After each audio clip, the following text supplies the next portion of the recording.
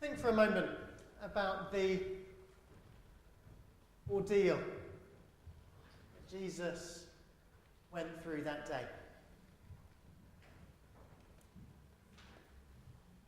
We heard some of it just now in that reading, but it had started before then. Before we got to the point of this reading that we heard today, by this point, Jesus has already been scourged. He's been flogged and whipped. And when they did that, they didn't hold back. We're talking long whips with strips of leather, with nails and stone and rock and metal in the end of the leather. They were good at ripping into skin and muscle.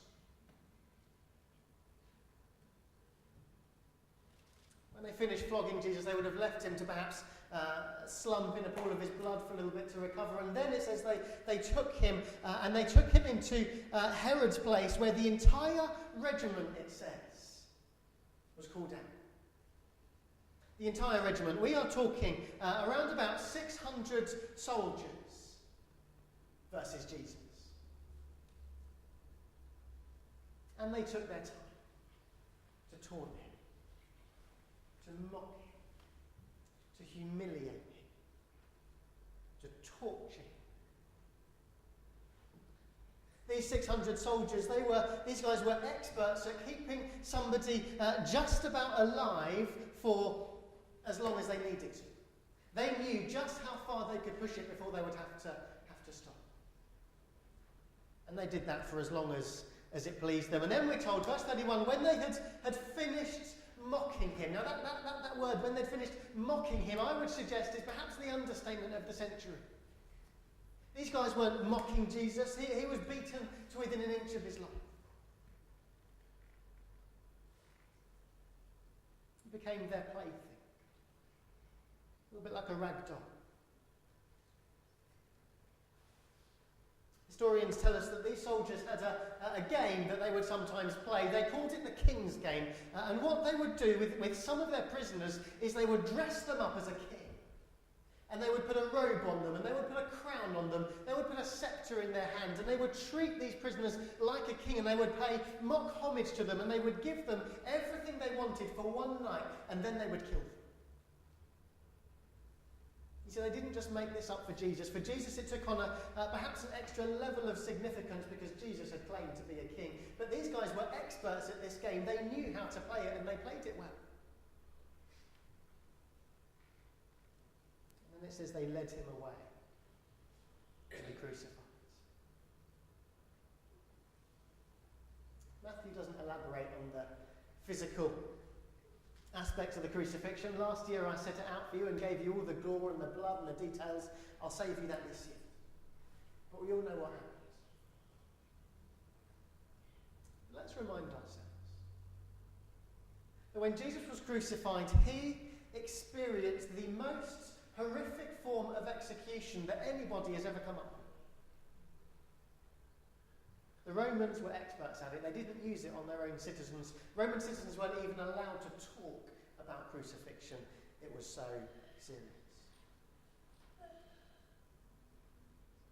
When they crucified him, we're told that a sign was fastened above Jesus' head announcing the charge against him. Verse 37, "This is Jesus," said the sign, "the King of the Jews." Now that's no crime. This sign that they stuck above Jesus' head, they crucified him on made-up charges. Peter in Acts chapter 3 is recorded as saying that Pilate, he had planned to let Jesus go free. And yet because the growing and the baying mob had shouted, "Crucify him," that baying mob won. And just like so many of our politicians, Pilate was more interested in saving face than doing what is right. And so he listened to the mob.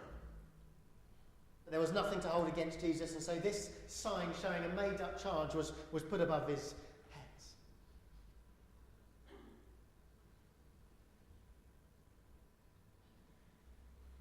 You can't be too mad at these people. Isaiah had prophesied almost 800 years previously. Isaiah 53 tells us he was despised and rejected by mankind, a man of suffering, familiar with pain. 800 years previously that had been prophesied. Later in the same chapter we see it was the Lord's will to crush him and cause him to suffer. What kind of God would do that? What kind of God? If you're a parent, perhaps you'll understand this. I wrap my children in cotton wool.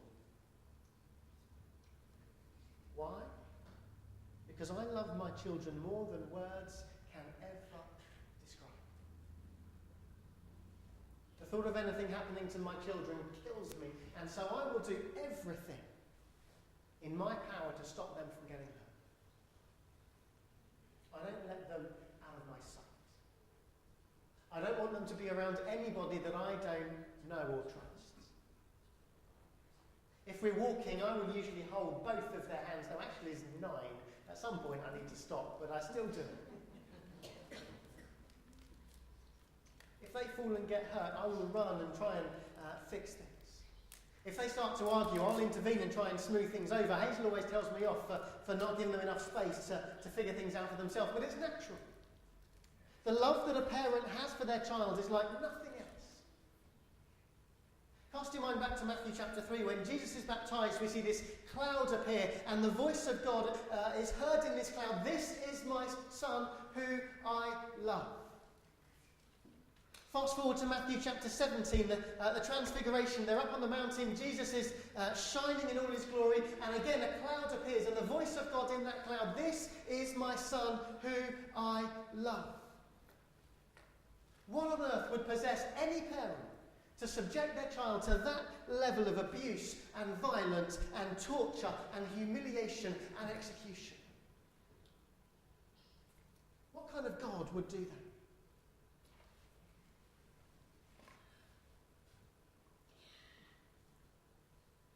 The sort of God who loves us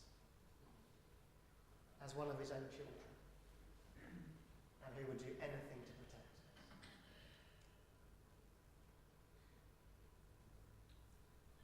You see, God made us in his image. We were created to bring glory to God. We were created to live in relationship with him, and we were made perfect. Now, the Bible tells us when God made the world, everything else that he made, it says when he made it, he looked and he saw it was good. When we get to the last day and he made people, it says that he saw that it was very good. We were made perfect. The first humans were perfect. There was no shame. They lived in relationship with God. They were clean. They were perfect. And then we get to page 2 of the Bible.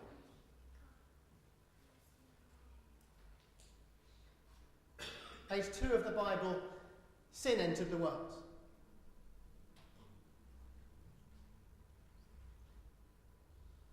Adam and Eve listened to the voice of evil. They did the one thing that God had asked them not to do. And you know, as humans, we've been making stupid choices ever since then. We make choices, we do things that fall short of the standard that God expects for us. And the consequence of that is that it separates us from God. We can't see God clearly anymore. The relationship that we once enjoyed with God is broken. And then when we die, if we are still separated from God, we stay that way forever. And you know, there is absolutely nothing that we can do to fix that. In the old days, people were given rules to live by, like the Ten Commandments. So no, rules don't help.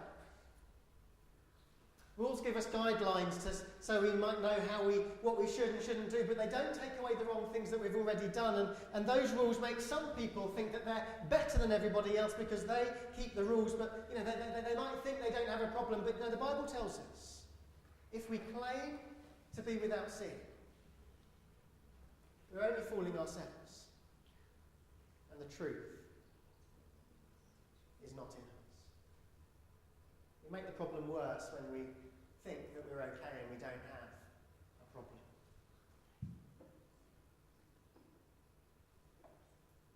In fact, we have a big problem. Because the consequence of sin, the Bible tells us, is death. And it's separation from God. You know, we have sinned. So that debt is there. And it needed to be paid. And so as a father who loves us and wants desperately to do anything that he can to protect us, God did the only thing that he could do. He sent Jesus. The only person who never sinned. You know, it was part of his plan, which is why the Bible is full of prophecies that were written hundreds of years before Jesus was born. It's why Mary, when Jesus was a baby, was told that her heart would be broken, that a sword would pierce her soul. You know, the whole purpose of Jesus coming to earth was to be a sacrifice for me and for you. And on the cross, Jesus took that sin of the whole world. He took the punishment for that sin. It's why we hear him crying, my God, why have you abandoned me? It's because the first time Jesus felt that separation from God that sin causes. You know, so many of us, we become numb to that feeling. We don't notice the separation. It's a dangerous position to be in, but Jesus felt it. This was the lowest point of his life. He knew that he was completely alone when he had been made to be in relationship with God just like us. Remember that sign that was nailed above Jesus' head with the false charges? This is the King of the Jews. They had to make up something to put there so they could kill him. Here's what Paul writes in Colossians. You were dead because of your sins and because your sinful nature was not yet cut away. Then God made you alive with Christ, for he forgave all our sins. He cancelled the record of the charges against us and took it away by nailing it to the cross. You see, that sign above Jesus' head that showed what he was there for, they wrote something made up on it, but actually it was all of our sin, all of our mess that got put on that sign and nailed to the cross. Jesus felt the pain of separation. And he died.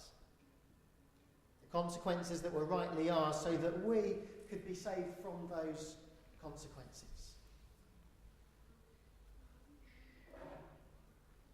You know, when Jesus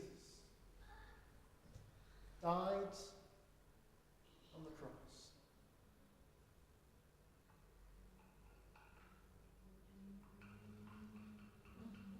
our sin was gone.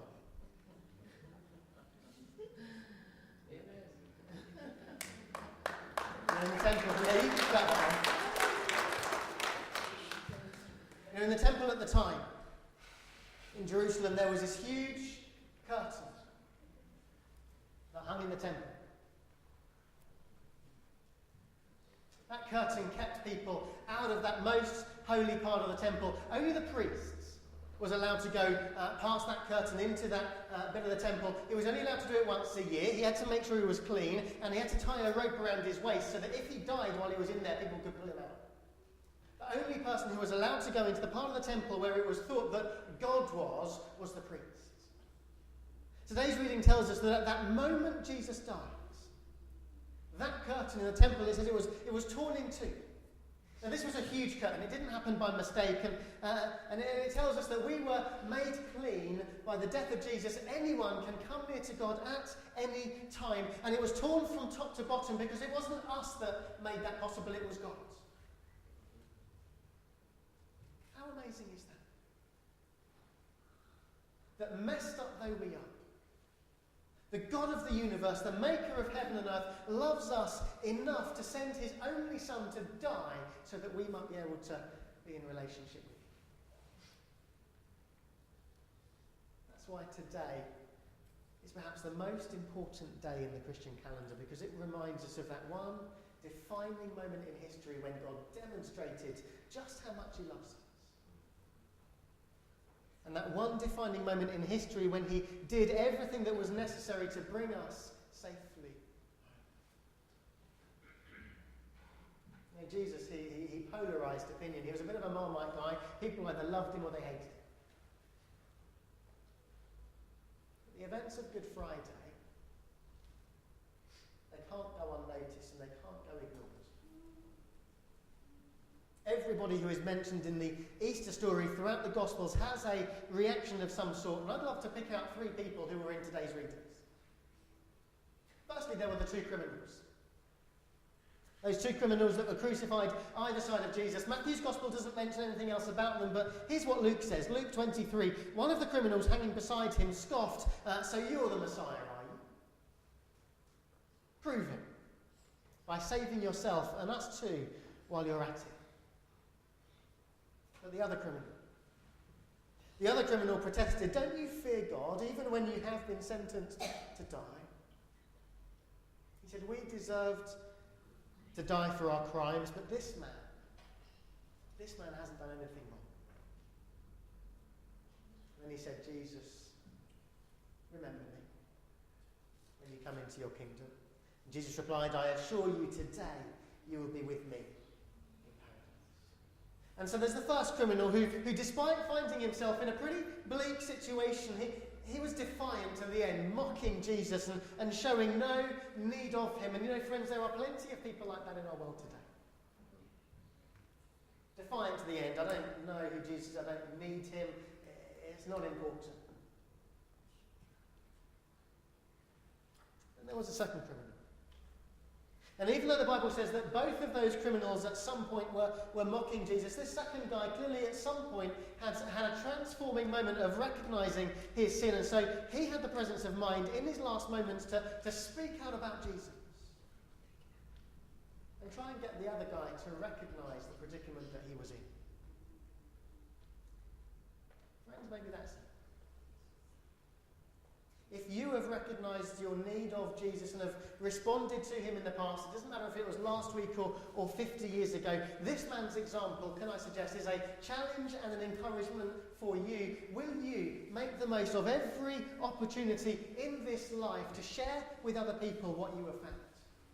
Will you make the most of every opportunity in this life to point out to a fallen world the mess that it's in and the way to the hope that is only found in Jesus?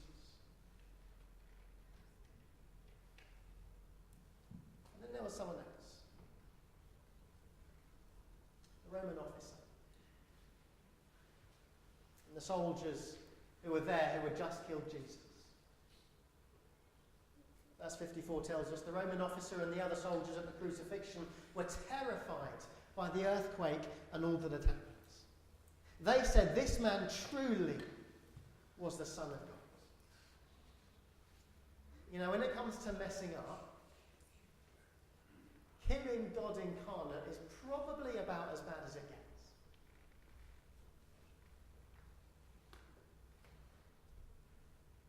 But remember, Jesus had prayed, "Father, forgive them. They don't know what they're doing." And so Scripture tells us when these soldiers witnessed the events at that first Good Friday, 2 things happened. Firstly, we're told that they were struck with fear. If you like, they then had this awareness of what they had done and a realisation of who it was that they had just killed. And secondly, it says that they made a decision with conviction truly to believe that this man, Jesus, was the Son of God. And the Good Friday shows us that it's never too late to make that decision. Good Friday shows us that there is nothing that we can do, no sin, no mess up that is too great, too big, too bad to stop you from turning to God.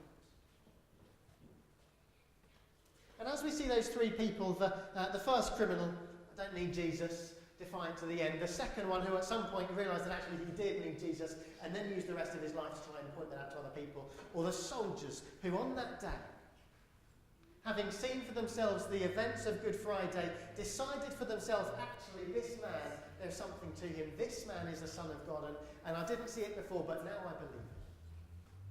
I make that decision today. Friends, of those three people, which one are you? Which one are you?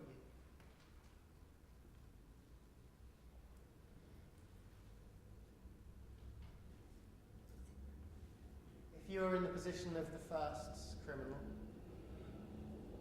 you have no need of Jesus.